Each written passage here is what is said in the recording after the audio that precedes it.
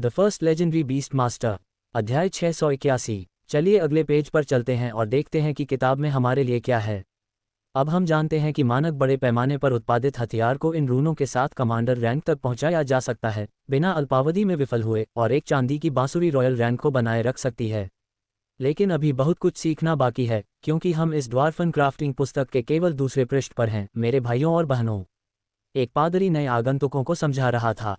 उन्होंने शुरू में सोचा था कि यह चाल एक नया कौशल या खोई हुई कला है जिसे काल नियोजित कर रहा था, लेकिन कार्यक्षेत्र के सबसे करीबी लोगों को पहले ही एहसास हो गया था कि वे एक पुस्तक से ज्ञान का परीक्षण कर रहे थे। काल ने फिर से पृष्ठ पलटा और रूनिक लेखन को पढ़ना शुरू किया और अनुवाद के नोट्स बनाने लगा, जैसा कि उसने इसे समझा, जबकि आधा दर्जन पादरी पुस्तक की सटीक प्रतियां बना रहे थे ताकि इसके ज्ञान के धन को अधिक प्रभावी ढंग से फैलाया जा सके। मैं मान लूंगा कि आपने या तो बचपन में मूल बातें सीखी हैं या मेरी पुस्तक के शुरुआती पृष्ठों का परीक्षण किया है, इसलिए मैं क्रम में जारी रखूंगा। अब जब आप जानते हैं कि रून्स की एक सरणी कैसे बनाई जाती है जो एक आइटम पर समान रूप से प्रभाव फैलाती है, तो एक सरल तथ्य याद रखें।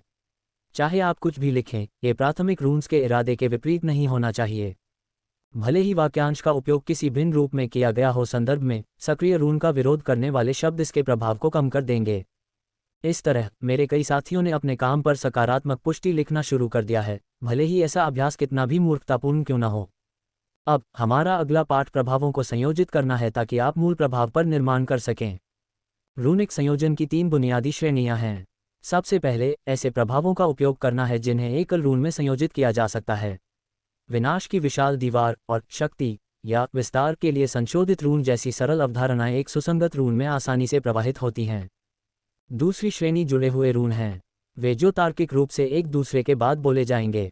इस तरह से किया जाए तो आप शौकिया या हीन दिमाग द्वारा आइटम का उपयोग किए जाने पर अत्यधिक विफलता दरों के बारे में चिंता किए बिना एक जटिल रून बना सकते हैं।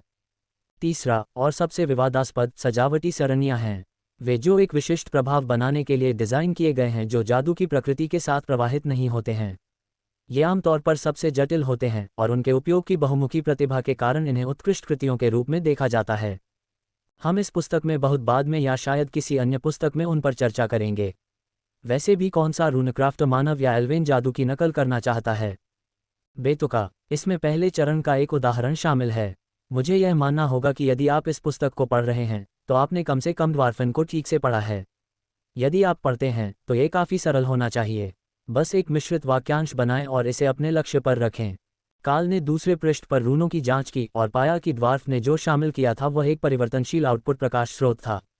यह उपयोगी था, लेकिन उनके पास यहाँ बिजली थी, इसलिए ये काल की उपयोगी वस्तुओं की सूची में सबसे ऊपर नहीं था जिस तरह से ये किसी अन्य राष्ट्र के लिए होता। रैमी ने हंसी उड़ाई। ओह, मुझे समझ में आ गया कि यह कैसे काम करता है। देखिए, इस प्रतीक का अर्थ है विशाल गेंद जो उस चीज़ को चोदती है। इसे ब्लेड पर लगाओ, मैं देखना चाहता हूँ कि क्या होता है। ट्रेनिंग फील्ड पर अपनी जगह से कैरा ने अपनी राय दी। मुझे नहीं पता कि सिस्टर एमी क्या बना रही है, लेकिन मैं इस संदेश को स्वीकार करता हूँ। बाद में आकर मुझे दिखाओ। काल ने ठहाका लगाया। मुझे यकीन नहीं है कि आपको ड्वार्फन में रूनों को संशोधित करने के लिए आधुनिक मानव स्लैंग का उपयोग करना चाहिए, लेकिन जिस तरह से रैमी ने इसे लिखा है, वाक्यांश का अर्थ लक्ष्य को अस्तित्वहीन बनाना भी है। यह एक व्यवहार्य जादू प्रभाव होना चाहिए। ये बिल्कुल विनाश या विघटन प्रभाव नहीं था। वास्तव में निर्दिष्ट नहीं किया गया था, लेकिन इरादा एक जादू के सक्रियण का एक बड़ा हिस्सा था। मैं इस सिद्धांत का परीक्षण पुस्तक में दिए गए रून से अलग रून के साथ करूंगा जब तक कि किसी को जादुई टॉर्च की आवश्यकता न हो। काल ने मौलवियों को सूचित किया। ये ठीक है, हम हथियारों के विषय पर बने रह सकते हैं। क्या आप इस भाषा को अच्छी तरह से पढ़ते हैं, या रूनिक भाग लिखित से इतना अलग है कि आपका कौशल इसे कवर करता है? मूल ब्लू ड्रैगन शोध दल के नेता ने पूछा।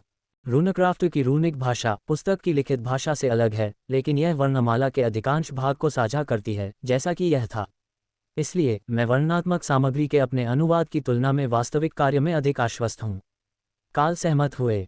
रैमी के रून का अंत तीर के आकार के प्रतीक के साथ हुआ, इसलिए काल ने उन्हें खंजर के दोनों किनारों की लंबाई के नीचे व्यवस्थित किया, फिर सिल्वर ब्लेड के जादू को तब तक सक्रिय किया जब तक कि रून नीलम में बदल नहीं गए। पादरियों को तुरंत एहसास हुआ कि उन्होंने गलती की है। उन्हें प्रशिक्षण कक्ष में इसका परीक्षण करने की आवश्यकता थी, क्योंकि यह यहाँ नहीं किया जा सकता था। लेकिन उन्होंने पहले ही कमरा छोड़ दिया था और अब वे बहुत अधिक थे जिन्हें देखना सुविधाजनक नहीं था। काल मुस्कुराया। परीक्षण के लिए एक छोटा समूह नीचे भेजें और आप उन्हें वापस रिपोर्ट करने के लिए कह सकते हैं। आपको हथियार को पूरी क्षमता से उपयोग करने के लिए रॉयल रैंक पर केवल एक व्यक्ति की आवश्यकता है। यदि योद्धा अभी भी आसपास हैं तो आप उन्हें वापस बुला सकते हैं। अनुचरों को योद्धाओं को वापस लाने के लिए भेजा गया, जो इमारत के सामने धूम्रपान कर रहे थे और जो कुछ उन्होंने देखा था उसके बारे में चुपचाप बात कर रहे थे। हम परिणामों पर वापस रिपोर्ट करेंगे। क्या हमें पहले से पता चल जाता है कि क्या उम्मीद करनी है, या यह एक अंधा परीक्षण है? सफ़ेद वस्त्र पहने हुए सबसे बुजुर्ग पादरी ने पूछा। यह एक मज़ेदार विचार है। हमें एक अंधा परीक्षण करना चाहिए। मैं कमांडर रैंक पर एक और बनाऊंगा। उसे मत बताओ कि यह क्या करता है, लेकिन यह नोट रॉयल रैंक के योद्धा को दे दो ताकि वह जान सके। क्या हमारे पास कोई ऐसा व्यक्ति है जो पर्याप्त मजबूत अवरोध बना सके, या मुझे तुम्हारे साथ नीचे जाना होगा? काल ने पूछा। बूढ़े पादरी ने अपना सिर हिलाया। मैं ऊपर से एक दोस्त को उधार लूंगा। वह भी झपकी ले रहा है, लेकिन वह एक अधिपति रैंक वाला स्पेलब्लेड है। ये किसी भी तरह के परीक्षण के लिए पर्याप्त मजबूत अवरोध होना चाहिए जो वे कर सकते हैं। मैं उनके साथ जाऊंगा। मैं देखना चाहता हूं कि मेरा रून क्या करता है। रैमी ने जोर दिया। मैं अपनी नागा रानी रैमी को भी तुम्हारे साथ भेजूंगी। रैमी अपने बड़े रूप में बदल गई, क्योंकि वह सांप के रूप में एक चट्टान पर धूप सेक रही थी, अपने घर को फिर से विकसित होते हुए देख रही थी और बाहर जाने के लिए तैयार हो गई। उसके पास विस्तृत नोट्स बनाने के लिए एक नोटबुक भी थी, ताकि अगर वह अपनी उन्नति के लिए प्रासंगिक हो तो वह उसे लिख सके। वह कुछ समय से नए टोटेम के विकास या पहले से बनाए गए टोटेम में सुधार करने में फंसी हुई थी। उसकी लाइब्रेरी उसकी उन्नति के बाद भी बरकरार रही, लेकिन अब तक उसने जितनी भी किताबें पढ़ी थीं, उनमें से कोई भी उसकी खोज में मदद नहीं कर पाए। कुछ न कुछ तो अंततः सफलता को गति देगा, और काल के रून्स शायद वही चीज़ हो सकते हैं, भले ही वे उसी भाषा में न हो जिसका उसने इस्तेमाल किया था। काल ने पेज पलटा, क्योंकि समूह स्पेलब्लेड की सहायता प्राप्त करने के लिए आगे बढ़ा, और पाया कि अगला पेज उसी अवधारणा के और उदाहरण थे। अगर उन्होंने पहले पेज पलटा होता तो वे यहाँ दिए गए उदाहरणों की नकल कर सकते थे, क्योंकि उनमें से कई हथियारों के लिए थे। लेकिन रैमी की रचनात्मकता का परीक्षण करना भी एक महत्वपूर्ण पहलू था। वह उन्नत टोटेम पर काम कर रही थी, और इसके लिए उसे रून्स और शैमनिस्टिक मैजिक के बारे में अपने ज्ञान का विस्तार करने की आवश्यकता थी। पादरी कर्तव्यनिष्ठा से सब कुछ कॉपी कर रहे थे, जबकि काल ने उन अलग अलग तरीकों के बारे में नोट किया जिनमें एक ही शब्द का इस्तेमाल किया जा रहा था और विभिन्न उदाहरणों के बीच लिंक किया जा रहा था। जिस मास्टर ने इसे बनाया था वह वास्तव में जानता था कि चीज़ों को समझना आसान कैसे बनाया जाए, और काल पहले से ही समझ रहा था कि रून्स को उन प्रभावों के लिए सबसे अच्छा कैसे जोड़ा जाना चाहिए जिन्हें बौना समझाने की कोशिश कर रहा था। इसमें से कुछ निश्चित रूप से उनके रनक्राफ्टिंग कौशल का परिणाम था, जो इसमें निहित ज्ञान के साथ रिक्त स्थान को भरता था, लेकिन पुस्तक पाठक के प्रति कृपालु होने या अनावश्यक रूप से जटिल होने का कोई प्रयास नहीं कर रही थी। यदि लेखक को पता होता कि इसे मनुष्य द्वारा पढ़ा जाएगा तो वह निश्चित रूप से अपने शब्दों में बहुत कठोर होता। टीम अब तहखाने में थी, उसी दो योद्धाओं के साथ। दोनों और अधिक हथियारों का परीक्षण करने के लिए बहुत खुश थे, भले ही यह अंधा परीक्षण अजीब था। उन्हें नहीं पता था कि यह नए लोगों के लिए बिना परिचय के हथियार का उपयोग करने के लिए था, या ये हथियारों को उनके दुश्मनों द्वारा उपयोग किए जाने से रोकने के लिए था। लेकिन कमांडर, जिसे अवरोध पर हमला करने के लिए ब्लेड का उपयोग करने के अलावा कोई निर्देश नहीं दिया गया था, शुरू करने के लिए तैयार था। वह जोर से आगे बढ़ा और कमांडर रैंक के खंजर में शक्ति प्रवाहित की। संपर्क में आने पर जादू का 2 मीटर का विस्फोट हुआ, जिसने उसे अपने बल के साथ कमरे में पीछे की ओर फेंक दिया। रैमी ने उसे हीलिंग स्प्लैश मंत्र से भिगोया, और योद्धा के चेहरे पर ठंडा पानी फेंके जाने पर वह हकलाने लगा। धन्यवाद, मुझे लगता है, उसने अपने पैरों पर खड़े होते हुए कहा। रैमी ने खुशी से सिर हिलाया और नोट्स लेना जारी रखा। उन्होंने जिस जादूगर को भर्ती किया था वह हंसने से बचने की पूरी कोशिश कर रहा था। खैर, हम निश्चित रूप से कह सकते हैं कि यह संभवतः एक रेंज की क्षमता है। मेरा अनुमान है कि यह किसी प्रकार का रहस्यमय विस्फोट है। ऐसा लगा जैसे स्लैश तब करता है जब कोई योद्धा इसका उपयोग करता है। उसी प्रकार की परिवर्तित ऊर्जा, कच्चा मान नहीं। लेकिन विस्फोट ने पूरे लक्ष्य को अपनी चपेट में ले लिया। उसने नोट किया, हाँ, यह असाधारण रूप से अच्छा काम किया। बहुत कम बर्बाद हुआ, बस पूरे लक्ष्य को कवर करने के लिए पर्याप्त था। रैमी सहमत हुए। जादूगर ने सहमति में सिर हिलाया, जबकि मौलवियों ने अनुवाद के लिए उसकी ओर रुख किया, क्योंकि रैमी सरपेंट बोल रहा था। यह मेरे नोट्स में है। जादूगर ने कंधे उचका दिए। वह बाधा और नए हथियारों के बारे में अपनी जिज्ञासा के लिए यहाँ था, न कि विदेशी भाषा की कक्षा में असफल मौलवियों के लिए अनुवाद करने के लिए। रॉयल रैंक के योद्धा ने इसे एक छोटी दूरी के हमले के रूप में लिया और एक जोरदार हमले में खंजर को बाहर निकाल दिया ताकि हमला एक भेदी गति में आगे बढ़ सके। हमले का उसके और लक्ष्य के बीच कोई दृश्य प्रभाव नहीं था, लेकिन वही विस्फोट हुआ जिससे वह अपने पैरों पर हिल गया। कमांडर ने भ्रम में लक्ष्य को देखा। ये वास्तव में ऐसा लग रहा था जैसे स्लैश ने एक साथ सभी तरफ से लक्ष्य पर प्रहार किया था, फिर विस्फोट पैदा करने के लिए ढाल से टकराया। ये स्वाभाविक रूप से नहीं था विस्फोटक प्रभाव, जो विफलता का एक साइड इफेक्ट था। अगर यह काम करता है तो लक्ष्य को सभी दिशाओं से नष्ट कर दिया जाना चाहिए। मौलवियों ने रॉयल रैंक योद्धा को इशारा किया। कृपया देखें कि लगातार उपयोग से हथियार क्षतिग्रस्त हुआ है या नहीं। हमें पहले वार से किसी भी तरह की खामी या क्षति का पता नहीं चलता है। जादूगर ने अपना हाथ ऊपर उठाया। सबसे पहले, मैं देखना चाहता हूं कि जब कोई मौलवी उस खंजर का उपयोग करता है तो क्या होता है। मुझे पता है कि यह उन हथियारों में से है जिन्हें आपके भगवान स्वीकार करते हैं। एक उच्च पुजारी को यह काम सौंपा गया था, कमांडर रैंक खंजर का उपयोग एक खारिज करने वाले झटके के साथ, जैसे कि दूर से लक्ष्य के चेहरे पर वार कर रहा हो। इस बार प्रभाव एक सुनहरी चमक थी जो भौतिक बल के बजाय पवित्र प्रकाश की चमक के साथ बाधा से टकराती थी। आकर्षक प्रभाव परिभाषित नहीं है, केवल परिणाम है। इसलिए ये वैसा ही दिखाई देता है जैसा उपयोगकर्ता सोचता है, या शायद एक निश्चित तरीके से उपयोगकर्ता की कक्षा पर निर्भर करता है। हमें बाद में इस पर और अधिक अध्ययन करना होगा। मुझे नहीं लगता कि आप मेरे टॉवर के अध्ययन के लिए उनमें से कुछ उपलब्ध करा पाएंगे, उसने पूछा। शायद आज नहीं, लेकिन निकट भविष्य में हम निश्चित रूप से आपके स्पेल ब्लेड को शोध प्रक्रिया में शामिल कर पाएंगे। वास्तव में हमारे पास जल्द ही रूनक्राफ्टिंग पुस्तकें उपलब्ध होंगी और आप अपने लोगों में से किसी एक को परीक्षण समूह में शामिल करवा पाएंगे। वृद्ध पादरी सहमत हो गया। स्पेल ब्लेड ने सिर हिलाया। मेरे टॉवर में कुछ शिष्य हैं जिन्होंने अभी तक क्राफ्टिंग कौशल विशेषता नहीं ली है। वे अभी भी जागृत रैंक पर हैं, लेकिन इससे उन्हें विकसित होने का समय मिल जाता है। मुझे लगता है कि यह हम बूढ़ों को पढ़ाने से कहीं बेहतर है। बूढ़ा पादरी मुस्कुराया। यह एक समझौता है। हम सभी तुरंत सबसे मजबूत परिणाम चाहते हैं, लेकिन हमारे कितने लोग बिना किसी विशेषता को चुने कमांडर रैंक तक पहुंच पाते हैं। सिस्टम से हम जो भी नई चीज़ सीखते हैं वह सदियों के अभ्यास और कौशल के संतुलन को बाधित करती है जिसे हमने इष्टतम के रूप में स्वीकार किया है।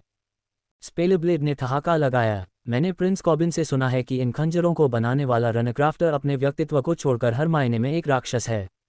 बूढ़े पादरी ने कंधे उचका दिए। ये पहली बार है जब मैं उससे मिला हूँ, लेकिन वह काफ़ी सहमत लगता है। रॉयल रैंक योद्धा ने भौहें सिकोड़ी। आप कहते हैं कि वह एक राक्षस है, लेकिन वह मुझे एक मिलनसार व्यक्ति भी लगा।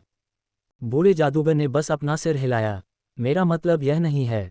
वह मुश्किल से 16 साल का है। इंजेक्शन के बाद 2 साल में वह सम्राट बन गया, और मुझे अच्छे स्रोत से पता चला है कि वह नए कमांडर रैंक डेंगॉन के लिए चुनौती के दौरान एक मुट्ठी लड़ाई में टॉटोलन भिक्षु को हराने में कामयाब रहा। कमांडर रैंक योद्धा हंसा। मैंने इसके बारे में भी सुना है। मुझे दिन में बाद में वहां भेजा गया था, लेकिन ये शिविर की चर्चा थी। इसके अलावा नागा रानी, मुझे लगता है कि उसने उसका नाम रैमी बताया था, वह बंधुआ जानवरों की उसकी टीम का हिस्सा है।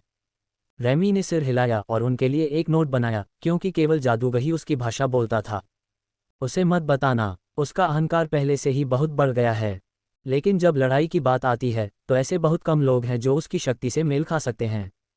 भले ही आप इस तथ्य को नज़रअंदाज कर दें कि वह मूल रूप से अमर है। शायद ये बेहतर है कि किसी ने उसे कभी मार्शल आर्ट या ब्लेड कौशल नहीं सिखाया। टीम ने इसे पढ़कर दोबारा सोचा। अमर, रैमी ने खुशी से सिर हिलाया। ट्रोलिश रीजनरेशन और सीमित अभेद्यता, ताकि वह जल न जाए। स्पेलब्लेड ने प्रशंसा में सीटी बजाई, जबकि योद्धाओं ने निराशा में अपने सिर हिलाए। ये बिल्कुल अनुचित है। मैं कसम खाता हूं कि दुर्लभ वर्ग वास्तव में एक धोखा कोड है। रैमी पूरी तरह से इस बात से सहमत थी। उसी रैंक पर वह शायद इनमें से किसी भी योद्धा को हरा सकती थी, और वह टीम का सिर्फ एक हिस्सा थी। इसके अलावा वह लड़ाई में डरावनी भी नहीं थी। वह राय थी, या शायद कैरा। यह इस बात पर निर्भर करता है कि आप इसे कैसे देखते हैं। जब तहखाने में अनुसंधान दल बैरियर पर काम कर रहा था, हथियारों की स्थिरता सुनिश्चित करने के लिए उनका परीक्षण कर रहा था, काल पुस्तक के अगले पन्नों पर आगे बढ़ रहा था।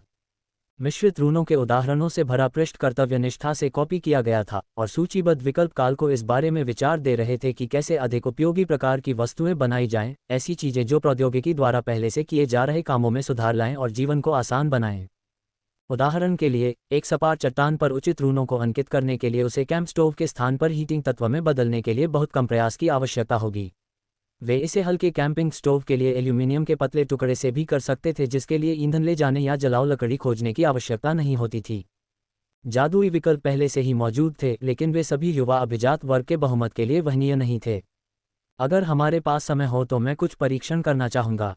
पृष्ठ को पढ़ने से मुझे एक विचार आया। क्या कोई कृपया मुझे रसोई से टिनफॉइल का रोल या इसी तरह की हल्की धातु की शीट ला सकता है? काल ने अनुरोध किया। मौलवी उलझन में दिखे, लेकिन उन्होंने बिना कोई सवाल पूछे उसे टिनफॉइल लाकर दे दिया। काल ने इसे 1 दर्जन से ज्यादा परतों में मोड़ा, फिर इसे एक लचीली लेकिन कुछ हद तक टिकाऊ शीट में दबाया। अर्थ बैरियर ने उन रूनों के साथ एक स्टैम्प बनाया जिन्हें वह शीट पर व्यवस्थित करना चाहता था। फिर काल ने स्टैम्प का नेगेटिव सावधानीपूर्वक बनाया और शीट को उनके बीच दबा दिया। जब उसने परिवर्तनशील ताप स्रोत बनाने की क्षमता पर ध्यान केंद्रित किया तो मन की एक हल्की स्पंदन ने हल्के कांस्य रंग में रूनों को सक्रिय कर दिया, जबकि मौलवी आश्चर्य में देख रहे थे।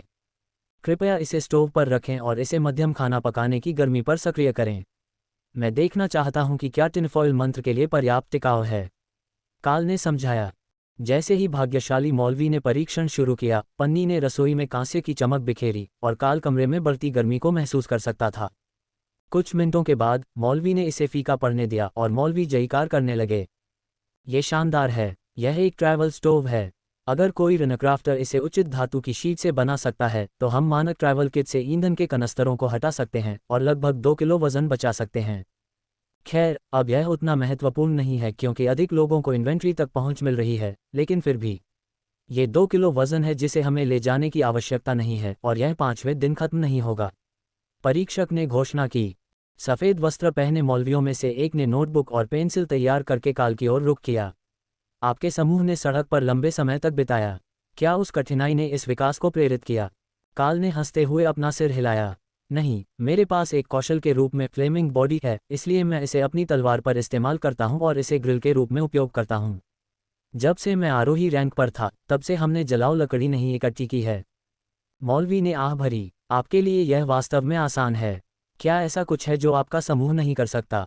काल ने कंधे उचका दिए। हमारे पास अभी तक पोर्टल या समकक्ष कौशल नहीं है। इसके अलावा हम काफ़ी अच्छी तरह से तैयार हैं। आपको कुछ ऐसे डिनर देखने चाहिए जिन्हें हम रेड और ग्रीन क्लरिक के साथ लेकर आते हैं। वे दोनों ही एडवांस्ड फूड क्रिएशन मंत्रों का इस्तेमाल कर सकते हैं। ये ट्रैवल राशन की तुलना में निश्चित रूप से स्वादिष्ट है। और आपके पास रात में पहरा देने के लिए कई तरह के गोलेम हैं, इसलिए आप सभी सो सकते हैं।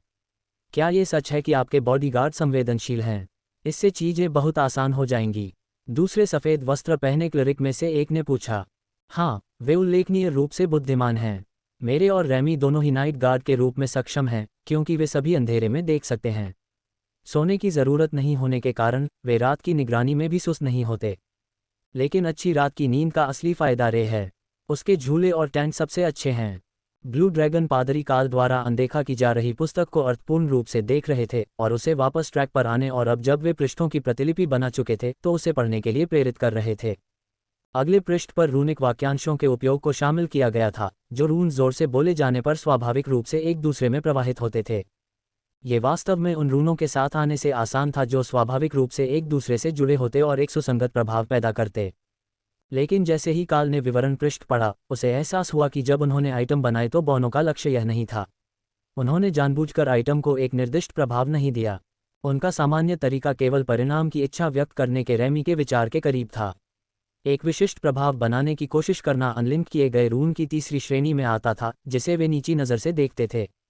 लेकिन इस तरह से करने पर वह बहुत कम परेशानी के साथ विशाल शक्ति के छल्ले के बराबर बना सकता था या कुछ परिवेशी मान का उपयोग मंत्र प्रभावों को बढ़ाने के लिए कर सकता था। पृष्ठ पर कुछ उदाहरण थे और काल द्वारा जांचे जाने पर निम्नलिखित 2 पर और अधिक। उनमें से एक प्रभाव क्षमता बनाना और बढ़ाना था। ये क्रशिंग ब्लो के समान कार्य करता था, लेकिन जाहिर तौर पर कठिन धातुओं को गढ़ने के लिए अभिप्रेत था जिन्हें मिश्र धातु के गुणों को नष्ट किए बिना तरल के बहुत करीब नहीं बनाया जा सकता था। वास्तव में उदाहरण में वाक्यांश में यह भी उल्लेख किया गया था कि इसे हथौड़े पर रखा जाएगा। क्या किसी के पास युद्ध हथौड़ा है या किसी प्रकार की गदा है? काल ने पूछा। सफ़ेद वस्त्र पहने मौलवियों में से एक ने युद्ध पिक, पीठ पर स्पाइक के साथ एक लंबे हैंडल वाला हथौड़ा सौंपा और काल ने यह तय करने की प्रक्रिया शुरू की कि रून्स को उसके सिर के चारों ओर ठीक से कैसे लपेटा जाए। ये चच द्वारा बनाया गया एक सामान्य श्रेणी का जादुई हथियार था जिसमें पवित्र ऊर्जा की हल्की खुराक थी, इसलिए काल ने इसे रून्स में शामिल करने का फैसला किया। हथियार के माध्यम से बहने वाले पवित्र जादू को बढ़ाने से न्यूनतम इनपुट के साथ प्रभाव में सुधार होना चाहिए। कुछ मिनटों की सावधानीपूर्वक नक्काशी के बाद कमांडर रैंक पर प्रक्रिया पूरी हो गई और काल ने इसे वापस कर दिया।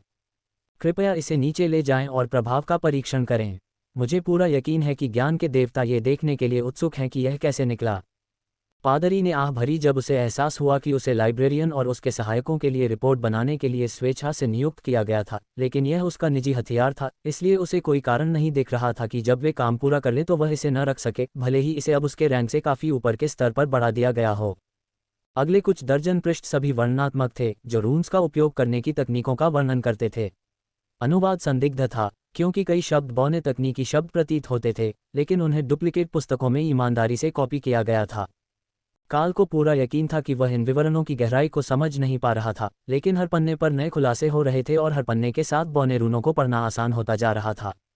दोपहर तक उसे किसी शब्द का अर्थ जानने के लिए रूनक्राफ्टिंग के अपने ज्ञान का संदर्भ लेने की ज़रूरत नहीं पड़ रही थी, लेकिन वह अकेला ऐसा व्यक्ति था जो इस तरह की गति से सुधार कर रहा था। हर पन्ने के साथ अनुवादों की समझ में शास्त्री और पीछे होते जा रहे थे और काल को उम्मीद होने लगी थी कि उसे जल्द ही फिर से एक नया तकनीकी खंड मिल जाएगा, ताकि वह कोई आइटम बना सके और उन्हें आराम दे सके, इससे पहले कि वे उसे पागल कर दें। उसके अनुवादों ने पादरियों को नए ज्ञान के बारे में और अधिक उत्साहित कर दिया था और उनके पास इस बारे में कई विचार थे कि इसका उपयोग उन हथियारों को बेहतर बनाने के लिए कैसे किया जा सकता है जो वे पहले से ही बुनियादी रूनों के साथ बना रहे थे।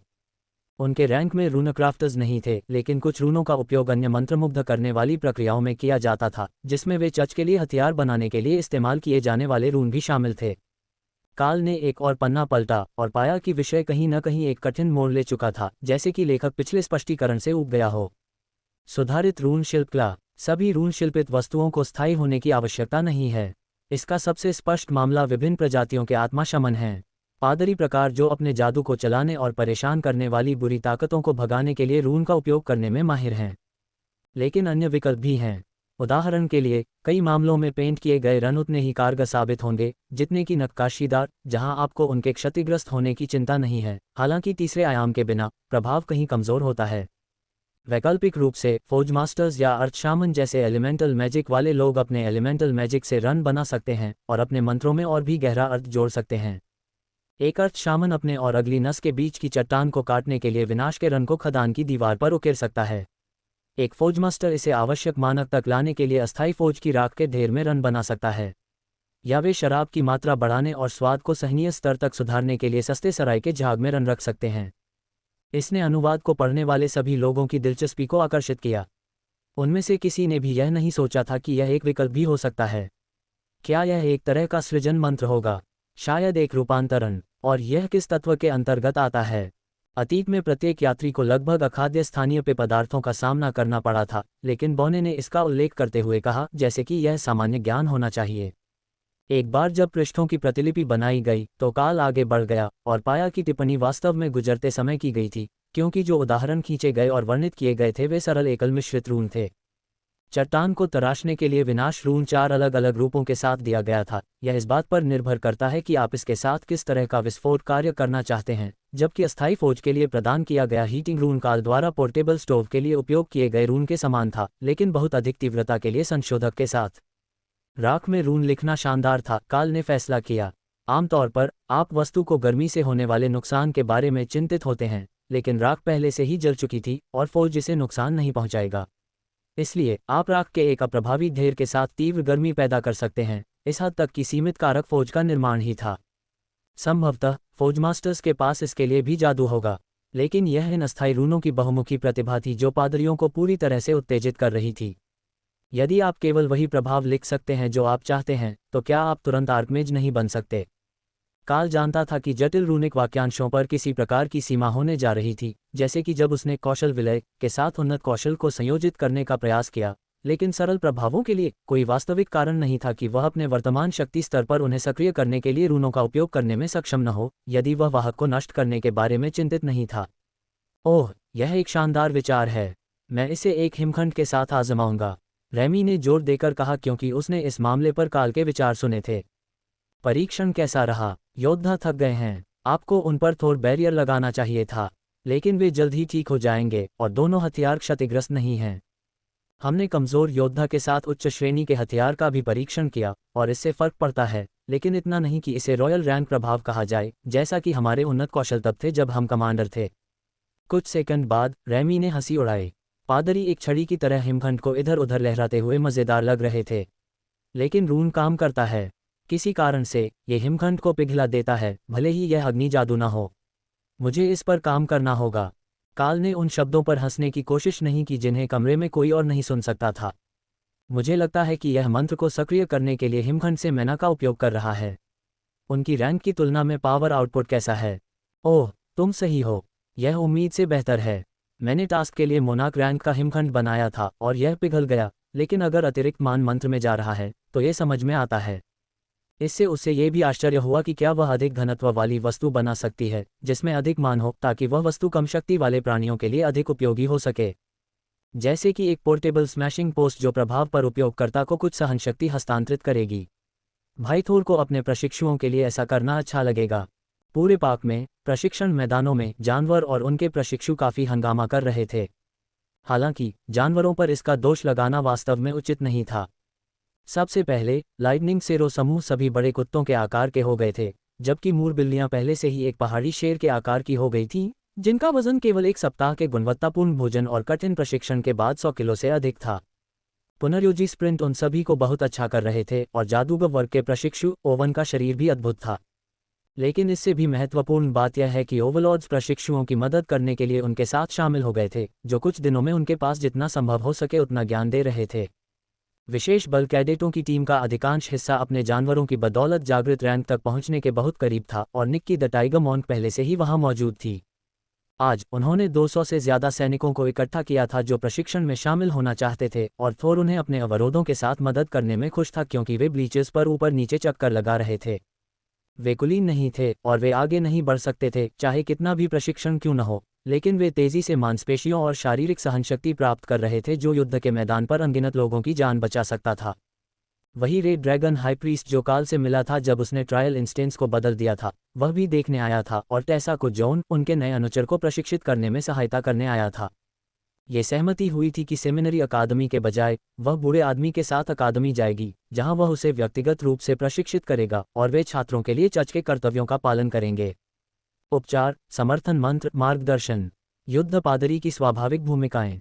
आप जानते हैं, बहन टेसा, इन छात्रों ने पहले से ही जितने कौशल सीखे हैं वह अविश्वसनीय रूप से प्रभावशाली है। न केवल युद्ध में प्राप्त अंकों का उपयोग करके, बल्कि वे जो उन्होंने कड़ी मेहनत से सीखे हैं। ये सोचना कि केवल शिक्षण विधियों में बदलाव से इतना बड़ा अंतर आ जाएगा। उसने फुसफुसाते हुए कहा, छात्रों के अहंकार को ठेस नहीं पहुंचाना चाहता था।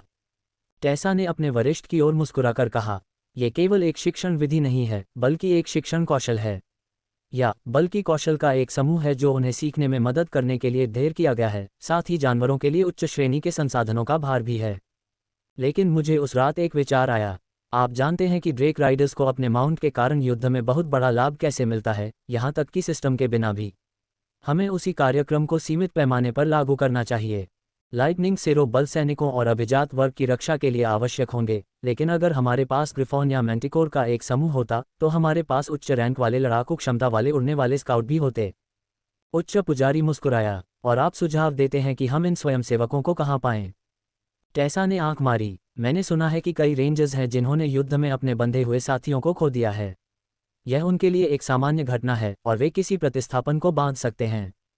तो अगर हम उन्हें एक उड़ने वाले जादुई जानवर से जोड़ने का कोई तरीका खोज सकते हैं, या एक नियमित जानवर को एक उड़ने वाले जादुई जानवर में विकसित कर सकते हैं, तो क्या हमारे पास प्रशिक्षित उड़ने वाले सैनिकों तक पहुंचने का कोई शॉर्टकट नहीं होगा? महायाजक ने मुस्कुराया, ठीक है, उनके लिए पारंपरिक तरीके से जादुई जानवर को बांधना संभव नहीं है, लेकिन मैंने सोचा है कि इसका कोई शॉर्टकट हो सकता है। ये चिमेरा जितना आकर्षक नहीं है, लेकिन क्या आप विशाल रेडविंग बटरफ्लाई से परिचित हैं? यह एक सामान्य कैटरपिलर से आता है जो अपने विकास काल के दौरान सही उत्तेजना के संपर्क में आता है। मैंने पहले भी इसका सुझाव दिया था, लेकिन सेना ने मेरे विचार को व्यर्थ बताकर खारिज कर दिया, क्योंकि विशाल रेडविंग बटरफ्लाई में कोई हमला या रक्षात्मक कौशल नहीं है। लेकिन अगर यह वर्ग उन्नति का कारण बन सकता है और रेंजर्स के पास पहले से ही ऐसे कौशल हैं जो उनके पालतू जानवरों को हमला करने देते हैं, तो क्या यह एक छोटी सी बात नहीं होगी? मानसिक छवि पर टेसा ने ठहाका लगाया, मुझे लगता है कि अगर हमारे पास अधिक एल्व्स होते तो यह मदद करता। लेकिन मुझे लगता है कि हम महिलाओं से पूछ सकते हैं, क्योंकि मैं नहीं देख सकता कि बहुत से पुरुष स्वेच्छा से अपने बंधे हुए साथी के रूप में तितली चुनते हैं। उच्च पुजारी ने अधिपति जोराम की ओर इशारा किया, जिसका विकसित पक्षी डेव खुशी से उसके कंधे पर बैठा था। पक्षी पहले ही कमांडर रैंक तक पहुंच चुका था, और हालांकि वह पहले दिन की तुलना में अधिक विकसित नहीं हुआ था, फिर भी वह अविश्वसनीय क्षमता दिखा रहा था क्योंकि उसकी शक्ति उसके साथी के बराबर बढ़ रही थी। टेसा ने बूढ़े पुजारी को टोका। क्या होगा अगर हम उन्हें पक्षियों को विशाल बनाने का कोई तरीका बता दें? किसी के पास विशालकाय विकास के लिए उचित कौशल होना चाहिए। हम पहले से ही जानते हैं कि फाल्कन को कैसे विकसित किया जाता है, हमें बस उन्हें उड़ने के लिए पर्याप्त बड़ा बनाने की आवश्यकता है। यह विचार वास्तव में नेतृत्व की जांच से परे हो सकता है। विकसित हॉक ने पहले से ही कमांडर रैंक की क्षमता दिखाई थी और यह अभी भी बढ़ रहा था। इसके अलावा इसमें फ्लेमिंग बॉडी थी जो आक्रामक और रक्षात्मक दोनों थी। उच्च पुजारी ने अपनी उंगलियां चटकाईं और मुस्कुराया। मुझे बस यही बात पता है। ये दिव्य माउंट नामक एक पैलाडिन कौशल है। अगर हम इसे किसी रेंजर या बीस्ट रेंजर को सिखा सकते हैं तो वे अपना विशाल उड़ने वाला माउंट रख सकते हैं। ये जानवर के आकार को सवारी योग्य बनाने के लिए बढ़ाता है। शेरों को इसे सिखाना संभवतः सबसे आसान होगा, लेकिन वे जल्द ही इतने बड़े हो जाएंगे कि उनके साथी किसी भी तरह से उनकी सवारी कर सकें। पवित्र जादू के साथ संगत अन्य जानवर या रेंजर ढूंढना बहुत कठिन होगा। टेसा ने सिर हिलाया। मैं तुम्हें इसे संभालने दूंगा। तुम अकादमी में रहोगे और बहुत से अनुभवी लोगों के साथ रहोगे। उच्च पुजारी ने सिर हिलाया। वे नए लोगों के लिए प्रशिक्षण पाठ्यक्रम करने के लिए कमांडर रैंक के अभिजात वर्ग को चक्रित करने का इरादा रखते हैं, क्योंकि हम उनमें से बहुत से लोगों की अपेक्षा कर रहे हैं। अगर चीज़ें थोड़ी शांत हो जाती हैं तो वे कुछ मजबूत लोगों को भी बुला सकते हैं। ओह, मुझे लगता है कि वे आज के अभ्यास के बाद जितने मजबूत लोगों को बुला सकते हैं बुलाएंगे। आप देखिए, काल का प्रशिक्षण कौशल तब बेहतर काम करता है जब उपयोगकर्ता को उनके कौशल का अधिक गहन ज्ञान होता है, और ओवरलॉर्ड से बेहतर उनके कौशल की पेचीदगियों का ज्ञान किसे है। मुझे संदेह है कि हम दिन के अंत तक कुछ वास्तविक प्रगति देखेंगे। दिन का प्रशिक्षण लोड्स जीवन का वृक्ष रूप की छाया में हो रहा था, जो प्रशिक्षण मैदान के बीच में खड़ा था, सब कुछ देख रहा था ताकि वह अपरिहार्य चोटों और तनावों को ठीक कर सके जो इस तरह के अत्यधिक परिश्रम से आएंगे। ज्यादातर मामलों में सैनिकों को यह एहसास होने से पहले ही चोटें ठीक हो जाती थीं कि वे घायल हो गए हैं, लेकिन थोर ने सभी पर अवरोध बनाए रखे थे, इसलिए कोई भी चोट बहुत बड़ी नहीं थी, सिवाय एक टूटे हुए पैर के जिसे ग्रैपलिंग प्रशिक्षण के दौरान बुरी तरह गिरने के बाद ठीक करना पड़ा था। कठिन प्रशिक्षण के साथ ऐसी दुर्घटनाएं अपेक्षित थीं और इस समस्या का समाधान करने के लिए बहुत से पादरी मौजूद थे, भले ही उनके पास प्रशिक्षण मैदान के बीच में पेड़ के रूप में लोड्स न हो। लेकिन यह उसके लिए एक छोटा सा झटका था और सैनिक कुछ ही घंटों में फिर से नियमित प्रशिक्षण पर वापस आ गया। इसलिए जब सभी प्रशिक्षण पर इतने केंद्रित थे तो वे पूरी तरह से चौंक गए जब पत्रकारों की भीड़ प्रशिक्षण मैदान में उतर आई। महायाजक, क्या आप हमें राष्ट्रपति कार्यालय की आज की घोषणा पर अपनी भावनाओं के बारे में कुछ बता सकती हैं? पत्रकारों में से एक ने टेसा से चिल्लाकर पूछा, जो रेत के किनारे के पास थी। टेसा ने उसे एक उलझन भरी नज़र से देखा और ये देखने के लिए चली गई कि वे किस बारे में बात कर रहे थे। मुझे नहीं पता कि आपका क्या मतलब है। हमने समाचार नहीं देखा है क्योंकि हम पूरे दिन यहाँ प्रशिक्षण ले रहे हैं, उसने समझाया। राष्ट्रपति कार्यालय ने घोषणा की है कि सभी सक्रिय ड्यूटी चच सैनिकों को अपनी सेवा के लिए दूसरी बार जागृति का मौका मिलेगा। क्या ये सच है? सैनिकों के लिए अभिजात वर्ग का दर्जा प्राप्त करने की संभावना क्या है? क्या युद्ध देवी के पास इस मामले पर कोई विचार है? अलग अलग पत्रकारों द्वारा एक साथ सभी प्रश्न पूछे गए और टेसा ने अपनी सबसे अच्छी जनसंपर्क मुस्कान दिखाई। यहाँ इन सैनिकों को पहले ही वह अवसर दिया जा चुका है। जैसा कि मैं समझता हूँ, 10 में से लगभग एक सैनिक को मानक इकाई से एक विशेष प्रशिक्षण बल में स्थानांतरित कर दिया गया था, लेकिन मुझे इससे अधिक विवरण की जानकारी नहीं है। युद्ध देवी स्वाभाविक रूप से प्रसन्न है कि अधिक सक्षम लड़ाके हैं, लेकिन उन्हें अभिजात वर्ग के रूप में सेवा करने के लिए तैयार होने में समय लगेगा, ठीक वैसे ही जैसे दिव्य इंजेक्शन से जागृत हुए छात्र। दुर्भाग्य से इससे ज्यादा जानकारी के लिए आपको रणनीतिक योजना कार्यालय जाना होगा, उसने समझाया। क्या ये युवा अभिजात वर्ग अभी अभी जागे हुए सैनिक नहीं हैं? एक रिपोर्टर ने पूछा। टेसा ने अपना सिर हिलाया। नहीं, इन्हें एक अलग परियोजना के तहत जल्दी जगाया गया था। वे चच के सैनिक नहीं हैं, या कम से कम अभी तक नहीं हैं। हालांकि वे काफ़ी सराहनीय प्रदर्शन कर रहे हैं और मुझे यकीन है कि वे आपके दैनिक समाचार लेखों की पृष्ठभूमि बनने पर आपत्ति नहीं करेंगे। हालांकि मैं आग्रह करता हूं कि आप उनके प्रशिक्षण में बाधा न डालें, क्योंकि यह उनके विकास का एक महत्वपूर्ण समय है, इससे पहले कि वे इस सप्ताह के अंत में आधिकारिक रूप से अकादमी में शामिल हों। रिपोर्टरों के लिए ये काफ़ी अच्छा था, जो अगले कुछ मिनटों के लिए गहन प्रशिक्षण कार्यक्रम की खबरों के लिए खुशी खुशी तस्वीरें क्लिक कर रहे थे, साथ ही युवा एलीट के अपने कौशल का अभ्यास करते हुए छोटे वीडियो भी ले रहे थे। ये सब समाचार के लिए बहुत बढ़िया फुटेज था और अगर सामग्री को संवेदनशील माना जाता तो कैडेट एलीट के चेहरे धुंधले हो जाते, क्योंकि उन्हें आधिकारिक रूप से शामिल नहीं किया गया था या उनकी समानता के उपयोग के लिए किसी छूट पर हस्ताक्षर नहीं किए गए थे। उस दिन बाद में जब वीडियो लीक हुए तो जो अराजकता मची वह उनकी गणना का हिस्सा भी नहीं था। आखिर उन्हें कैसे पता था कि समूह में मुट्ठी भर स्पष्ट रूप से अमानवीय और अज्ञात प्रशिक्षकों की उपस्थिति हर उस देश में हंगामा मचा देगी जो उनके बारे में पता लगाएगा। थोर को एक मानव पैलाडिन के रूप में पेश किया जा सकता था, लेकिन केवल तभी जब उसने अपना हेलमेट पहना हो। उसके बड़े हुए कान और हरे बालों के साथ इसमें कोई संदेह नहीं था कि वह एक इंसान नहीं था। राय बहुत कम मानवीय थी, जबकि न तो कारा और न ही हॉक कोशिश कर रहे थे। हॉक सिर्फ सिस्टम मैसेज का इस्तेमाल करके अग्नि जादू के उचित इस्तेमाल के बारे में निर्देश दे रहा था, जबकि कारा ने शो का आनंद लिया और कभी कभी प्रशिक्षण भागीदार के रूप में स्वेच्छा से काम किया। ओवरलॉर्ड्स पहले से ही सभी के लिए जाने पहचाने थे, इसलिए नए अमानवीय आगमन के प्रति उनका सम्मान इस बात का संकेत था कि वे कमांडर या अन्य सांसारिक प्रशिक्षक नहीं थे। फिर वे कौशल थे जो वे सिखा रहे थे। योद्धा कॉम्बो के साथ ओवरहैंड चॉप करने के लिए शील्ड बैश का अभ्यास कर रहे थे, जो किसी तरह से बंद लग रहा था। शील्ड बैश कौशल में ढाल पर एक विशिष्ट गति और चमक थी जो इस कौशल में नहीं थी, लेकिन प्रभाव स्पष्ट रूप से समान होने का इरादा था। इसकी तुलना में ये तथ्य कि युवा जादूगर कई हमलावरों के खिलाफ बचाव में प्रशिक्षण के लिए गोलेम और जादुई मिसाइलों का उपयोग कर रहा था, बहुत कम चिंताजनक था। दूसरी ओर दुष्ट अविश्वसनीय रूप से चिंताजनक था। हर कोई जानता था कि नियाल इंक्विजिशन का मुख्य हत्यारा था, और ये तथ्य कि वह एक अज्ञात विदेशी हत्यारे के साथ सार्वजनिक रूप से एक युवा प्रतिभाशाली व्यक्ति को प्रशिक्षित कर रहा था, महाद्वीप के हर देश के नेतृत्व के लिए बेहद चिंताजनक था। पहला विचार ये था कि यह गोल्डन ड्रैगन चर्च द्वारा एक सूक्ष्म फ्लेक्स था जो प्रशिक्षण में उनके नए हथियारों में से एक को दिखा रहा था। वह स्पष्ट रूप से युवा थी, लेकिन उसके युद्ध कौशल औसत से कहीं आगे थे। उस दिन सिबिल बहुत प्रेरित थी। लॉर्ड्स ने पाया था कि उसकी सुनने की क्षमता को ठीक करने का एक तरीका हो सकता है। उसके कान के पर्दे गलत तरीके से विकसित हुए थे, एक विकासात्मक विसंगति, लेकिन यह उसके शरीर के अनुसार था कि उन्हें ऐसा होना चाहिए, इसलिए उपचार मंत्रों ने इसे नहीं बदला।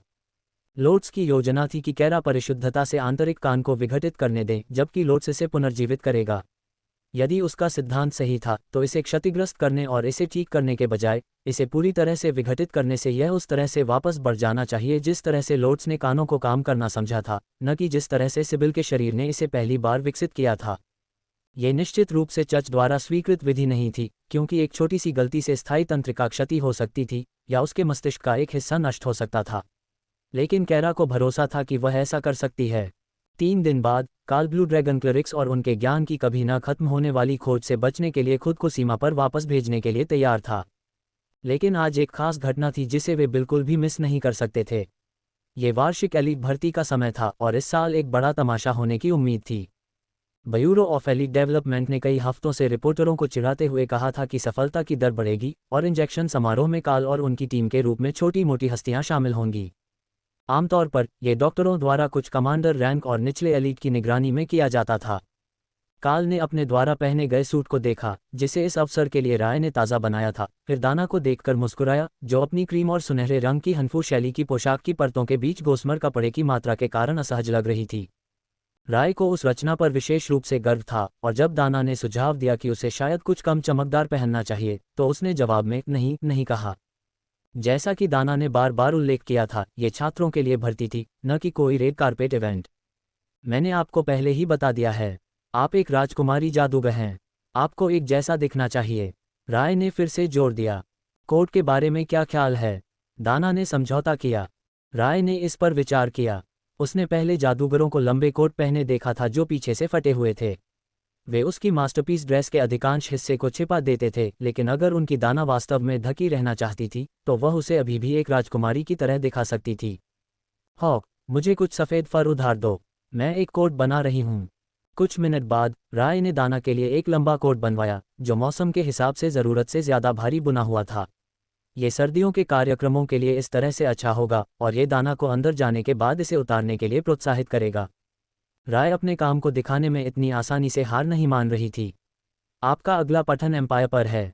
इसके अलावा टेसा और लॉर्ड्स ने उसे उन्हें तैयार करने की अनुमति नहीं दी थी, क्योंकि उनके पास इस अवसर के लिए औपचारिक वस्त्र थे, और ओफेलिया ने ड्रेस पहनने से साफ इनकार कर दिया, इसलिए वह काल द्वारा पहने गए सूट के समान थी, सिवाय इसके कि राय ने शर्ट को थोड़ा और चमकदार और रफल्ड बनाया था, और कट बहुत अधिक आकर्षक था।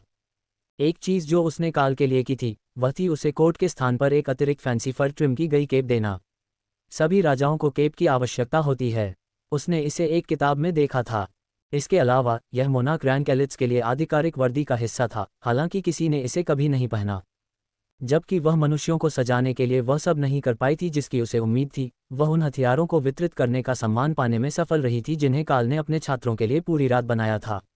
वे साधारण थे, बस कमांडर रैंक के हथियार उनकी पसंद के अनुसार उपयुक्त थे, ज़्यादातर छोटी तलवारें, सिबिल के लिए खंजर और भिक्षु के लिए नुकीले दस्ताने। लेकिन कैथेड्रल के छात्रावास में घुसकर हथियार पहुंचाना, जो सभी नए मालिकों के लिए उपहार स्वरूप पैक किए गए थे, जब तक ये चला, बहुत मज़ेदार था। किसी ने उसे ऐसा करते हुए नहीं देखा था। लाइब्रेरियन केलिथुजा उन्हें बैठक में ले जाने के लिए अपार्टमेंट में उनसे मिलने आईं।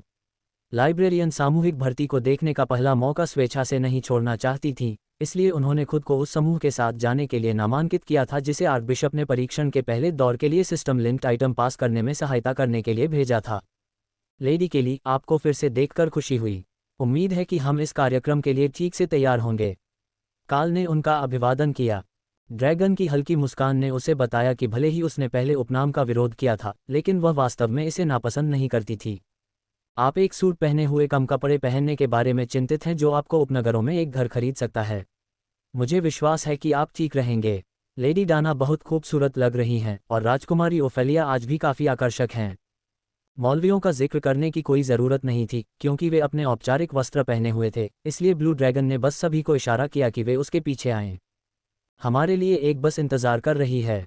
मैंने लिमो का सुझाव दिया था, लेकिन नीति कहती है कि बाहरी वाहन सुरक्षा के लिए जोखिम भरे हैं और उन्हें जागरण समारोह में आने के लिए इस्तेमाल नहीं किया जाना चाहिए। उसने आगे कहा, बस सादे सफ़ेद चच परिवहन में से एक थी जो मौलवी को छोड़कर खाली थी जो इसे चला रहा था। एक बार जब वे आगे बढ़ गए तो लाइब्रेरियन ने योजना के बारे में विस्तार से बताना शुरू किया। एक बार जब हम पहुंच जाएंगे तो जादूगर अवरोध को खोल देंगे ताकि हम सभागार के फर्श तक पहुंच सकें। फिर स्कूलों के अधीक्षक से पारंपरिक आंसू भरे भाषण होंगे। उसके बाद सहायक आपके समूह की वस्तुओं को छात्रों को आजमाने के लिए पास करेंगे। एक बार जब सफल छात्रों के पहले बैच की पहचान हो जाती है और उन्हें सभागार से निकाल दिया जाता है, तो हम डॉक्टरों की मदद से सामान्य इंजेक्शन प्रक्रिया के साथ आगे बढ़ेंगे। जब तक आपको लगता है कि आप में से किसी एक द्वारा प्रक्रिया को करने से यह बेहतर काम करेगा। राय मुस्कुराए। मुझे लोगों को चाकू मारने में कोई आपत्ति नहीं है। ब्लू ड्रैगन ने उसे एक दयालु मुस्कान दी। मुझे कोई संदेह नहीं है कि यह कई अलग अलग स्तरों पर सच है, लेकिन छात्रों के मन को उनके जीवन के सबसे तनावपूर्ण क्षण के दौरान एक दोस्ताना चेहरा देखने से राहत मिलेगी। राय ने कंधे उचका दिए। ठीक है, मुझे ध्यान में रखना। मैं कमरे के उस पार से हर नस देख सकता हूँ। जबकि यह कई अलग अलग स्थितियों में एक उपयोगी कौशल था, दिव्य इंजेक्शन को एक इंट्रामस्क्यूलर इंजेक्शन के रूप में दिया गया था। उन्हें नस खोजने की ज़रूरत नहीं थी। सुरक्षा टीमों ने भीड़ को अलग किया जो अभी भी सभागार में प्रवेश के लिए इंतजार कर रही थी, और बस आसानी से लोडिंग बे में चली गई, जहां सफ़ेद वस्त्र पहने अनुचरों का एक समूह टीम को अंदर ले जाने के लिए इंतजार कर रहा था। इस तरफ, कृपया सर और मैडम, शिक्षा मंत्री आपका इंतजार कर रहे हैं। काल ने डाना को पकड़ने के लिए अपना हाथ मोड़ा जब वे गलियारों से गुजरे जो लोडिंग क्षेत्र से आगे निकलने के बाद पपराजी से भरे हुए थे। उन्होंने एक साथ प्रवेश करते हुए काफ़ी तमाशा किया। एक कहानी की किताब से रईसों की तरह लग रहे थे। उसके बाद पुजारिन और एक लेडी नाइट थीं। दबी हुई फुसफुसाहट ने डाना को आत्मचेतना दी, लेकिन काल सुन सकता था कि यह लगभग उसकी पोशाक की प्रशंसा थी, या यह अनुमान लगाना था कि ये गणमान्य व्यक्ति कौन थे। उनमें से कुछ जाने पहचाने चेहरे थे, लेकिन ऐसा लग रहा था कि वे काल और डाना को उनके औपचारिक रूप और उनके स्टाइल किए हुए बालों में तुरंत पहचान नहीं पाए। मंत्री ने विनम्रतापूर्वक सिर हिलाते हुए काल के साथ कदम से कदम मिलाए और चुपचाप उन्हें ऑडिटोरियम के फर्श के चारों ओर अवरोध की ओर ले गए, जहां जादूगरों ने उनके प्रवेश के लिए अवरोध को थोड़ा खोल दिया। जैसे ही वे दृढ़ लकड़ी के फर्श पर चले गए, भीड़ चुप हो गई। कृपया दिन के लिए हमारे विशेष अतिथियों का स्वागत करें। शिक्षा मंत्री डेविस, अधिपति केलिथुजा, कैथेड्रल लाइब्रेरी के मुख्य लाइब्रेरियन, सम्राट काल अपने सहयोगियों लॉर्ड थोर और लेडी रे के साथ, राजकुमारी डाना, राजकुमारी ओफेलिया, और अंत में शाही उच्च पुजारिन टेसा और लॉर्ड्स। उद्घोषक ने प्रत्येक नाम के बाद उन्हें विनम्र झुकने या नम्रतापूर्वक प्रणाम करने के लिए रोका और फिर भीड़ की ओर हाथ हिलाया। फिर अधीक्षक ने अपना भाषण शुरू किया और काल को एहसास हुआ कि पंक्ति में खड़े कई लोग उद्घाटन समारोह को नहीं सुन पाएंगे। कार्यक्रम तो कार्यक्रम ही थे और हर कोई प्रक्रिया शुरू करने के लिए उत्सुक था। ये भाषण काल को याद आने वाले भाषण की तरह ही नीरस और लंबा चौड़ा था, और उसे आश्चर्य हुआ कि क्या स्थानीय स्कूल अधीक्षक सभी ने एक ही तैयार भाषण पढ़ा होगा। जब नौकरशाह बड़बड़ा रहे थे, तब सीधा चेहरा और पेशेवर रुख बनाए रखना अपनी तरह की कला थी, और काल ने ज्यादातर छात्रों के चेहरों पर अलग अलग भाव देखकर अपना मनोरंजन किया। सोचने पर उसे ऐसा करते हुए सिर्फ 2 साल हुए थे। आखिरकार मुख्य भाषण समाप्त हो गया और अधीक्षक ने काल के समूह की ओर इशारा किया। एलिट्स अब इंडक्शन समारोह का पहला दौर शुरू करेंगे। इस साल हमारे पास एक बेहतर प्रक्रिया है और हमें छात्रों के अधिक प्रवेश की उम्मीद है। कृपया उनके काम करते समय धैर्य रखें और समारोह के बाद एक आधिकारिक बयान जारी किया जाएगा।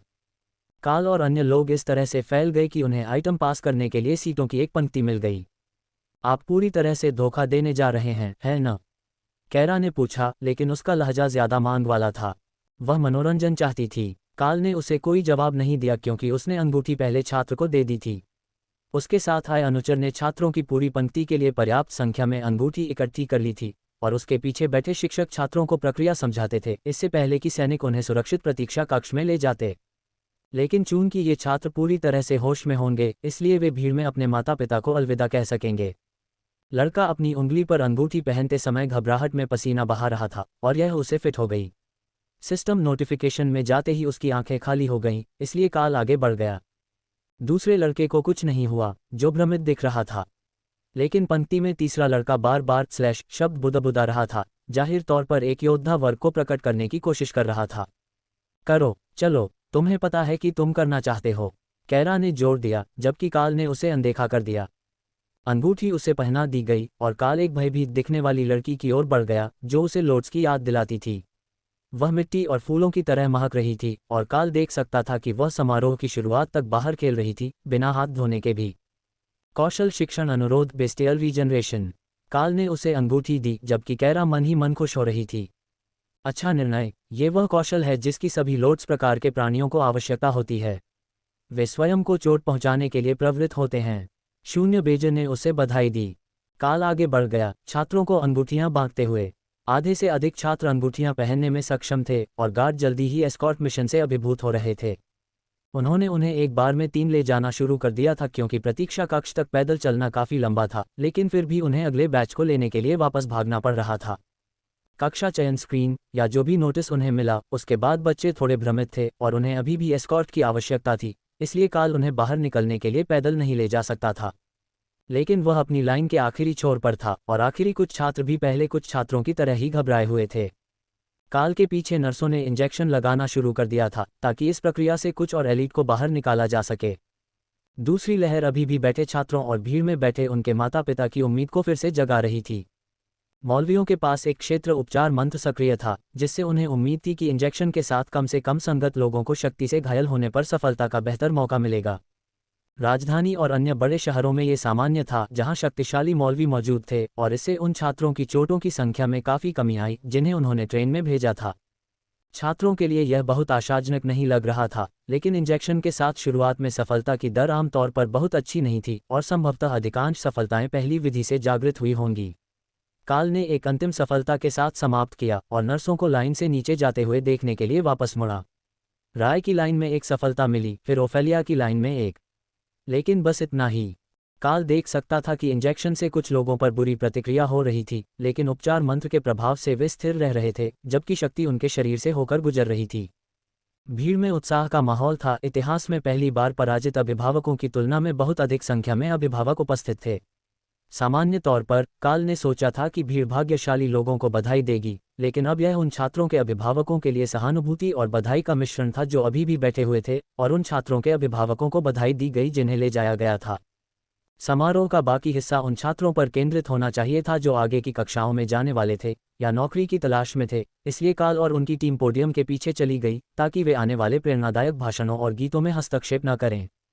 सभी के लिए सौभाग्य से ये अधीक्षक के अलावा किसी और द्वारा दिए जाने वाले थे। काल ने जब किसी को प्रवेश करते सुना तो वह मुड़ा और देखा कि भीड़ उसकी निगाहों का अनुसरण कर रही है। यह एक मनोरंजक दृश्य था, हजारों लोगों को एक साथ मुड़ते हुए देखना क्योंकि उसने कदमों की आवाज़ सुनी थी, लेकिन ये पूरी तरह से सही साबित हुआ क्योंकि एक युवा एलीट ने एक मूर्ति की छोटी फ्रिल वाली पोशाक में भीड़ को हाथ हिलाया और मंच पर जाने के लिए आगे बढ़ा। केवल एक बार जब वह खुले में आई तो उसका सारा ध्यान एकत्रित मेहमानों पर था। किसी ने उसे चेतावनी नहीं दी थी कि इस साल चीजें बदल रही हैं और वह कुछ स्कूल अधिकारियों और नर्सों की उम्मीद कर रही थी। साम्राज्य पर नई कहानियों का अनुभव करें। रॉयल और मोनार्क रैंक वाले कुलीनों का पूरा समूह नहीं, साथ ही हेड लाइब्रेरियन। मूर्ति शायद राजधानी में कोई प्रसिद्ध व्यक्ति थी, लेकिन काल को नहीं पता था कि आरोही रैंक वाली लड़की कौन थी। भावना पारस्परिक थी, लेकिन वह अच्छी तरह से प्रशिक्षित थी और मंच पर आते ही अपनी दिनचर्या को बनाए रखने में कामयाब रही। ऑडिटोरियम के फर्श पर खाली सीटों की भारी संख्या भी उसे उसके प्रदर्शन से विचलित करने के लिए पर्याप्त नहीं थी। सभी को सुप्रभात। हमारे सभी नए कुलीनों और उनके परिवारों को बधाई। लेकिन बाकी सभी के लिए आज का दिन अभी भी बहुत खास है, क्योंकि आज राजधानी में जॉब फेयर है। अध्याय 689 जॉब फेयर। जब जॉब फेयर के लिए बिक्री पिच खुली तो उद्घोषकों ने घोषणा की कि छात्र आकर कुलीनों से मिल सकते हैं। दूसरों के लिए ऐसा करने की कोई ज़रूरत नहीं थी, वे एलीट बनने वाले थे, लेकिन ऑडिटोरियम की सीटों पर बचे लोगों के लिए यह उनके लिए एक बड़ी घटना थी। काल बच्चों से मिलने के लिए मंच से नीचे आए, जो हैरान थे कि कोई वास्तव में उनसे बात करने के लिए नीचे आ रहा था, न कि सिर्फ ऊपर से सवालों के जवाब देने के लिए। मिस्टर मोनाक, क्या ये सच है कि आपने सैनिकों का नेतृत्व शहर के उत्तरी हिस्से की रक्षा के लिए किया था? बच्चों में से एक ने पूछा, उसकी आंखें हीरो पूजा से चमक रही थीं। सिर्फ मैं ही नहीं, मेरी पूरी टीम शहर के उत्तरी हिस्से में फैल गई ताकि हम समन्वय कर सकें। इतने सारे बहादुर सैनिकों के साथ हमें अपना सर्वश्रेष्ठ प्रदर्शन करना था। काल ने सहमति जताई। बच्चों का एक समूह तुरंत उसे गले लगाने के लिए उमड़ पड़ा, काल को याद दिलाते हुए कि इनमें से कई लोगों के परिवार सेना में हैं। टीम के बाकी सदस्य स्कूल के अधिकारियों के साथ मंच पर ही रहे, हालांकि लोड्स छात्रों से बात करने के लिए किनारे पर बैठा था। बच्चे एक दूसरे से बातचीत कर रहे थे और फिर एक और सवाल पूछ रहे थे। तभी एक लड़की ने काल की ओर इशारा किया और चौंक गई। मुझे पता है तुम कौन हो। तुम लाइटनिंग सेरो के साथ खबरों में थे। मुझे लगता है कि तुम तब भी कमांडर या रॉयल थे, है न? क्या तुम अभी आगे बढ़े हो? क्या हम सेरो को देख सकते हैं? उसने पूछा। काल मुस्कुराया। थोर अभी स्टेज पर खड़ा है, हरे बाल और चमकता हुआ कवच। यह एक परिवर्तन मंत्र है जो उसे इंसान जैसा दिखने देता है। हालांकि उसे ये सुनकर खुशी होगी कि तुम उसके प्रशंसक हो। हालांकि मेरा एक और दोस्त है जो नमस्ते कहने के लिए बाहर आ सकता है। कैरा, क्या तुम छात्रों से मिलना चाहोगी? कैरा स्टेज के किनारे खड़ी हो गई, छात्रों को नीचे देखते हुए, फिर काल के कंधे पर कूदने के लिए अपने पंख फैलाए। वह बच्चों को करीब से देखने के लिए अपने पंजे उसकी छाती पर रखकर नीचे झुकी, फिर उसने लड़की की नाक से नाक टकराए और उसके गाल चाटे। कैरा को इस बात का बहुत मजा आया कि बच्चे उसकी तारीफ करने लगे और काल ने महसूस किया कि थोर मानसिक रूप से अपनी आंखें घुमा रहा है। क्या बच्चे कुछ सेकंड पहले ही उसकी तारीफ नहीं कर रहे थे और सेरो को देखने के लिए उत्सुक नहीं थे?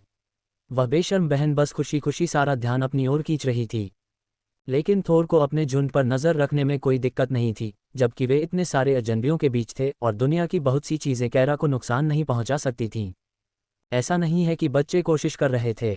उन्हें लगता था कि कैरा किसी तरह का पालतू जानवर है और उसे कुछ मिनटों के लिए ध्यान आकर्षित करने में कोई समस्या नहीं थी। हमारे पास एक योजना है। रेमी और लोट्स और मैं बेबी रॉब को खोजने जा रहे हैं और उसके जाने से पहले उसके कान ठीक करेंगे। सुनिश्चित करें कि मनुष्य हमें रोकने की कोशिश न करें। कैरा ने काल को सूचित किया क्योंकि ध्यान कम होने लगा था। मैं तुम्हारे लिए एक अनुरक्षक लाऊंगा। काल ने सैनिकों में से एक को आने का इशारा किया और संक्षेप में स्थिति के बारे में बताया। रेमी एक बार पीछे के कमरों में पहुंच जाने के बाद बाहर आ जाएगी ताकि वे कहीं से भी प्रकट होने वाली नागारानी से लोगों को भयभीत न करें। राय ने सोचा कि यह बहुत मज़ेदार होगा, लेकिन वह लोगों को उससे बेवकूफ़ सवाल पूछने से रोकने के लिए थोड़ी देर के लिए वापस मकड़ी में बदलने पर भी विचार कर रही थी।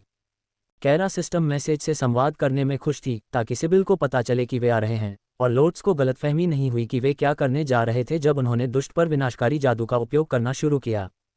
उन्हें कुछ मिनट लगे, लेकिन कैरा के कान के अंदर की सावधानीपूर्वक जांच करने और सिबिल के कान से इसकी तुलना करने के बाद लोट्स को यकीन हो गया कि वह नष्ट हुए ऊतक को ठीक से काम करने वाले आंतरिक कान के निर्माण में फिर से बनाने के लिए अपने उपचार जादू को आकार दे सकती है। सिबिल अभी भी इस पूरे विचार से काफ़ी चिंतित थी, क्योंकि इसमें उसके पूरे आंतरिक कान को नष्ट करने के लिए विघटनकारी का उपयोग करना, फिर उसके सिर के गायब हिस्से को फिर से बनाने के लिए एक उपचार औषधि और लोट्स के पुनः विकास उपचार मंत्र का उपयोग करना शामिल था। लोट्स ने दुष्ट को धीरे से थपथपाया क्योंकि उन्होंने अपनी तैयारी पूरी कर ली थी। आराम करो और बिल्कुल शांत बैठो, हम कुछ ही समय में तुम्हें ठीक कर देंगे।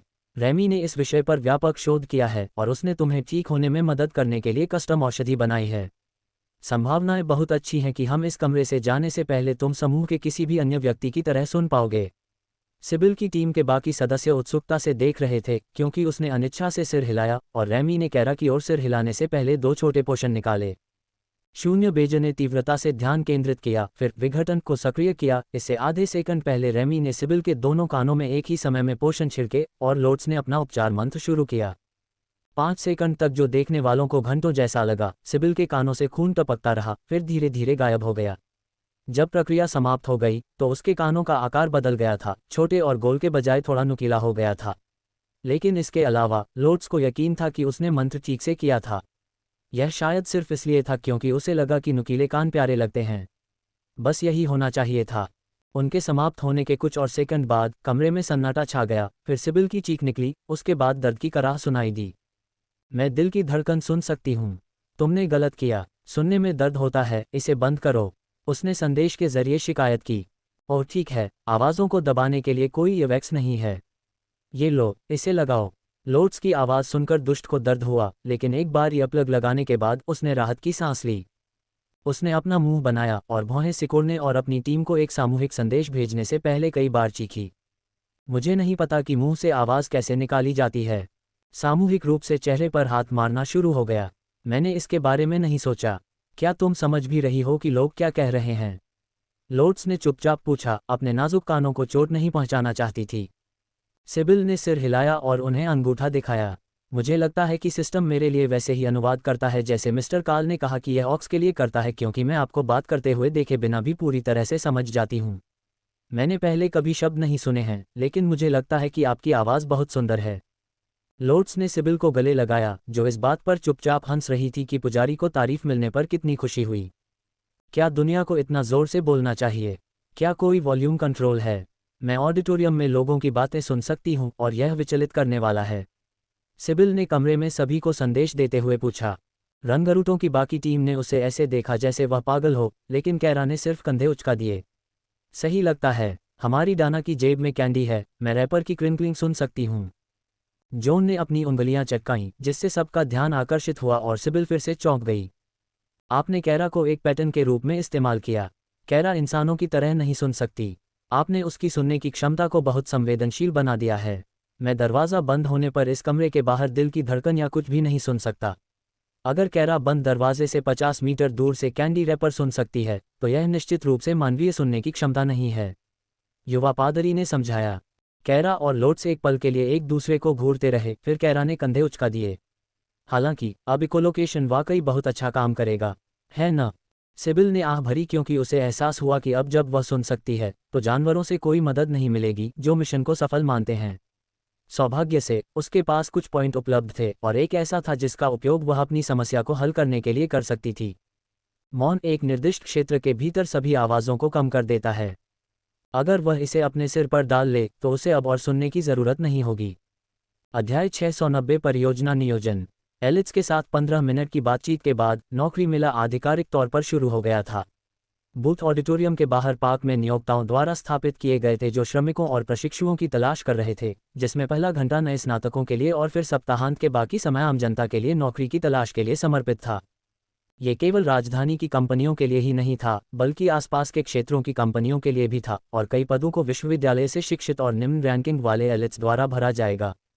लाइब्रेरियन ने अपने कंधे से काल को धक्का दिया। क्या आप पूर्णकालिक नौकरी की तलाश में जा रहे हैं?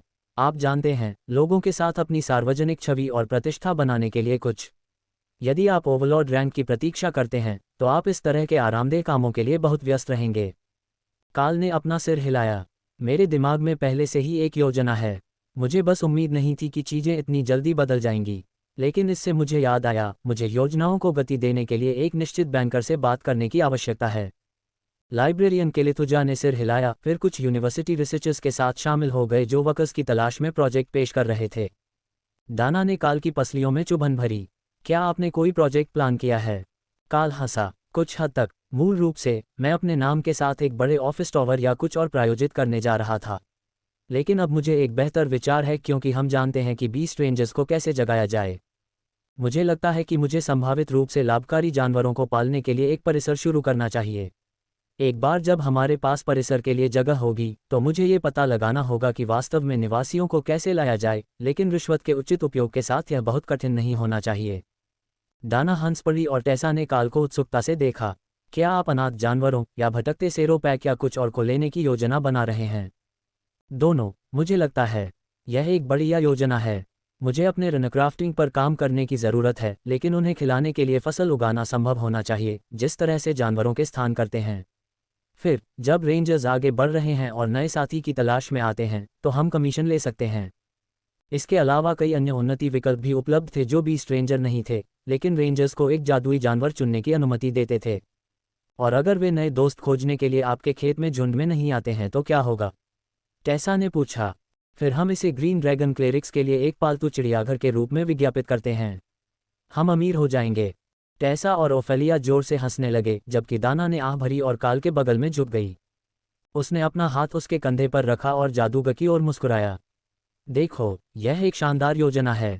इसके अलावा अगर हम शेरों को लाते हैं तो हम जानते हैं कि वे हर दिन उन पर ध्यान देने और सिर थपथपाने के लिए आने वाले लोगों पर आपत्ति नहीं करेंगे। ये बात थोर को अच्छी लगी। वास्तव में उसे आश्चर्य हुआ कि पहले किसी ने ऐसा क्यों नहीं सोचा। अच्छा खाना खोजने के लिए यात्रा करने की ज़रूरत नहीं है और प्रकृति पादरी सिर थपथपाते हैं। शुद्ध विलासिता।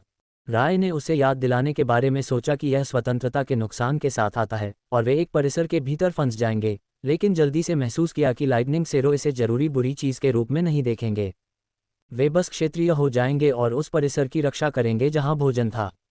तथ्य यह है कि इसके चारों ओर एक दीवार थी जो उनके दिमाग में एक बोनस था।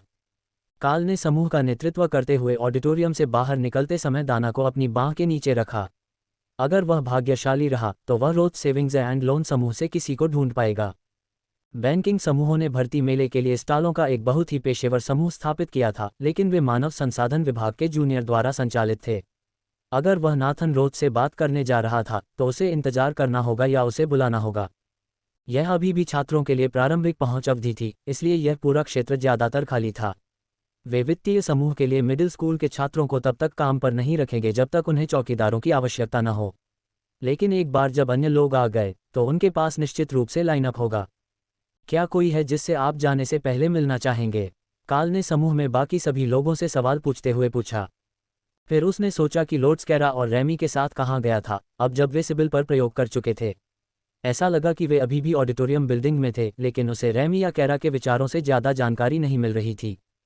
सभी ने इस बात की पुष्टि में अपना सिर हिलाया कि उनके पास वास्तव में ऐसा कुछ नहीं था जो वे यहाँ नौकरी मेले में करना चाहते थे, लेकिन वे इतनी आसानी से बच नहीं पाएंगे।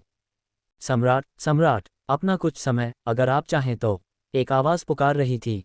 काल ने मुड़कर देखा कि नीले वस्त्र पहने एक युवती उसके रास्ते में हाथ हिला रही थी और उसने कुछ देर के लिए सोचा कि कहीं भाग न जाए, इससे पहले कि नीले ड्रैगन पादरी उसे फिर से पकड़ लें। लेकिन उसने फैसला किया कि घर पहुंचने के बाद, जब उसके पास भागने के लिए कोई जगह नहीं होगी, जिज्ञासा से अभी निपटना बेहतर है। मैं आज आपकी क्या मदद कर सकता हूं, पुजारी? उसने पूछा।